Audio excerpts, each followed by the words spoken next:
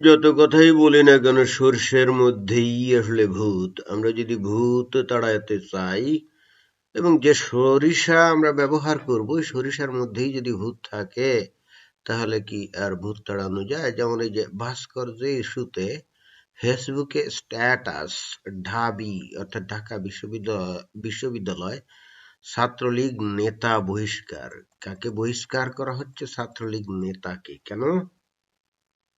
আমরা দেখি কেন বহিষ্কার করা হচ্ছে। কি বলছে যে গত শনিবার 5 ডিসেম্বর রাতে বাংলাদেশ ছাত্রলীগের কেন্দ্রীয় সভাপতি আল নাহিয়ান খান জয় ও সাধারণ সম্পাদক লেখক ভট্টাচার্য স্বাক্ষরিত এক প্রেস বিজ্ঞপ্তিতে বহিষ্কারের বিষয় জানানো হয় গো। সে নাকি সংগঠন নীতি আদর্শ বিরোধী কার্যকলাপে লিপ্ত ছিল। তো দেখি আমরা কি কাজে লিপ্ত ছিল। এখানে বলা হচ্ছে যে জানা গেছে যে গত 1 ডিসেম্বর মানে 1 ডিসেম্বর কবির হুসাইন তার ফেসবুক আইডিতে মানে ওই ছাত্র নাম কবির হুসাইন আইডিতে ভাস্কর্য নিয়ে একটা স্ট্যাটাস দেন। সেখানে এক জায়গায় তিনি উল্লেখ করেন, মামুনুল হক যদি কোরআনের ভুল ব্যাখ্যা করে তার কণ্ঠনালী কেটে দাও। যদি কোরআন ভাস্কর্যের বিরুদ্ধে কথা বলে আল্লাহ এটাকে হারাম করে, তবে কোন বাপের বেটা এটাকে হালাল করার সাহস রাখে? তার মানে সে প্রথমে ওই যে মামুনুল হককে মানে বিভিন্ন জনে অনেক সময় বলছে না যে মামুনুল হক কোরআনের ভুল ব্যাখ্যা ট্যাখ্যা করছে, ইসলামের ভুল ব্যাখ্যা করছে। তো এটা সে বলছে যদি হ্যাঁ ভুল ব্যাখ্যা যদি করে থাকে তার কণ্ঠনালী কেটে দাও। কিন্তু কিন্তু কোরআনে যদি ভাস্কর্যের বিরুদ্ধে কথা বলা থাকে, আল্লাহ যদি এটা হারাম করে, তবে কে এটাকে হারাম করবে? অর্থাৎ পক্ষান্তরে সে বুঝাতে চাচ্ছে যে মামুনুল হক সঠিক কথাই বলছে। কোরআনের বিরোধিতা যেই করবে তার বিরুদ্ধে দাঁড়াতে 1 সেকেন্ডও অপেক্ষা করবে না ইমানদাররা।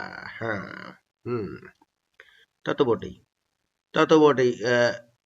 হোক সে মামুনুল হক, মুজিব জিয়া, হোক সে আওয়ামী লীগ, বিএনপি, বাম অথবা জামাতি। তার মানে প্রকারান্তরে সে বলতে চাচ্ছে যে মামুনুল হক কোনোভাবে কোরআনের ব্যাখ্যা ট্যাখ্যা ভুল দিচ্ছে না, এবং কোরআন হাদিসে যদি বলে থাকে যে ভাস্কর্য এটা হারাম, তাহলে এখানে এটাকে হালাল করার কেউ সাহস রাখে না।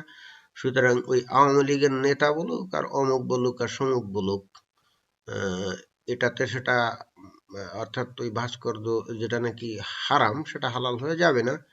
এবং সেটা যদি আমাদের বঙ্গবন্ধুর জন্যও সেই ভাস্কর্য করা হয় তাহলেও তার বিরুদ্ধে রুখে দাঁড়াতে হবে। এটাই তার মূল বক্তব্য। তিনি আরো উল্লেখ করেন, ইসলামের প্রতিনিধিত্ব রহিমউদ্দি সলিমউদ্দি কলিমউদ্দি করে না, রাইট?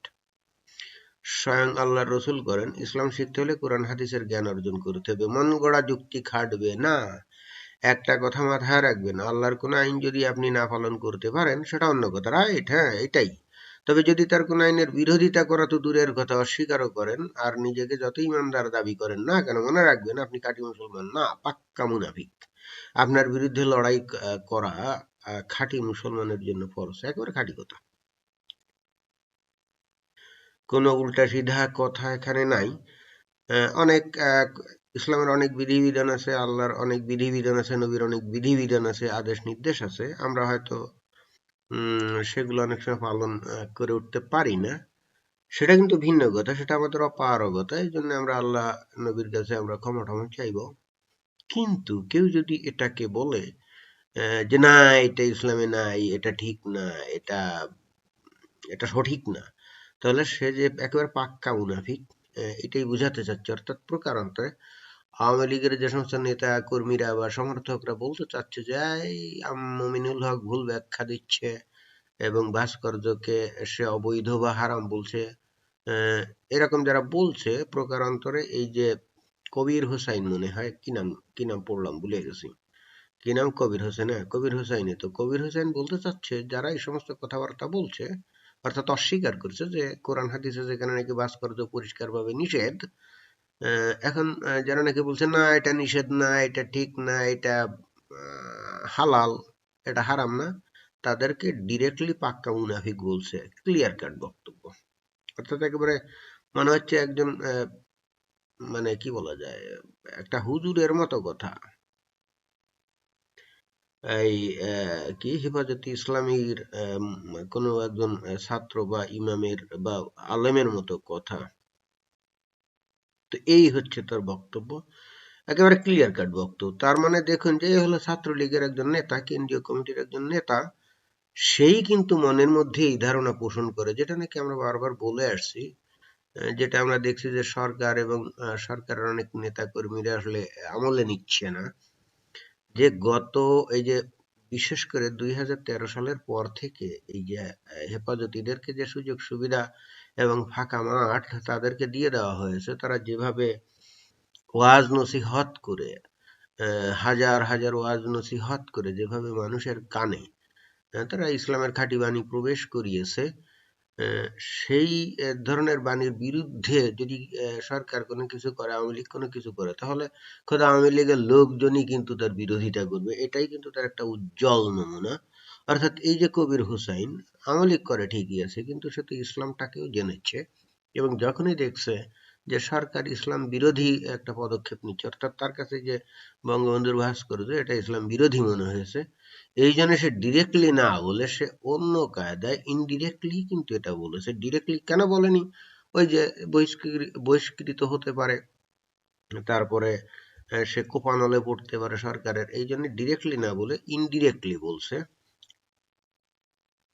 এটা তো বোঝাও যাচ্ছে সে ইনডিরেক্টলি এই কথাটা বলে প্রকারান্তরে সে মামুনুল হক যে সঠিক কথা বলছে, মামুনুল হক যে দাবি করছে, এবং একই সঙ্গে যে বাংলাদেশের হুজুর আলেম সমাজ যে দাবি করছে যে বঙ্গবন্ধুর ভাস্কর্য এটা হারাম, এটা ইসলাম অনুযায়ী হারাম, বাংলাদেশের মতো মুসলিম দেশে এটা করা যাবে না, এবং এটা করলে তারা ভেঙে এটা ইয়ে করবে, ওই বুড়িগঙ্গায় ফেলে দিবে, এবং তারা অলরেডি করছেও। তো এই যে কুষ্টিয়াতে যে ইয়ে করছে, মাত্র 2টা ছেলে যে ঠিকই রাতের বেলা ভেঙে আসছে মাদ্রাসা, তাই না? তার মানে সরকার যত বিধি নিষেধ, যত ভয় ভীতি শাস্তির দেখাক না কেন, কুসপরোয়া নেই, কারণ এরা আল্লাহকে ছাড়া আর কাউকে ভয় পায় না। এবং এই ওরকম অবস্থায় তো আর হঠাৎ করে যায়নি। পৃথিবীতে 2001 সালে ওই যে 9/11-এর যে ঘটনা, বিশ্ব বাণিজ্য কেন্দ্রে নিউ ইয়র্কে, তার আগে এক ধরনের বিশ্ব ছিল, ওই আক্রমণের পরে বিশ্ব কিন্তু কমপ্লিটলি অন্যরকম হয়ে গেছে। বাংলাদেশের ক্ষেত্রেও তাই। 2013 সালের আগে বাংলাদেশ একরকম ছিল, 2013 সালের পর থেকে বাংলাদেশ কমপ্লিটলি ভিন্ন হয়ে গেছে। 2013 সালের আগে বাংলাদেশে, হ্যাঁ, তারপরেও ধর্মনিরপেক্ষ উদার মুক্ত চিন্তার মানুষ তাদের মতামত বক্তব্য প্রকাশ করতে পারত, খুব একটা বিধিনিষেধের আওতার মধ্যে তাদের থাকতে হতো না, তারা আহ, যে কোনো রকম মুক্ত স্বাধীনভাবে অনেক কথাই বলতে পারতো।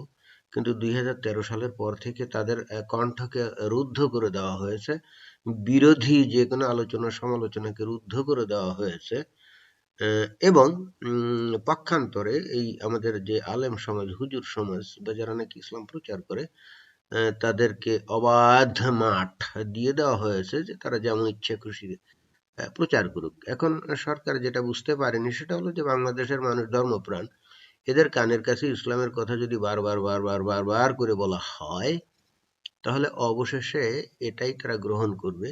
সরকারের বিধি নিষেধ বা আদেশ, অথবা সরকার যেটা বলবে সেটা গ্রহণ করবে না, সেটা মানবে না। এবং সেটাই কিন্তু আমরা এখন দেখছি যে এই যে আওয়ামী লীগের অর্থাৎ ছাত্রলীগের মধ্যেই আমরা সেই জিনিসটা আমরা দেখতে পাচ্ছি, তাই তো।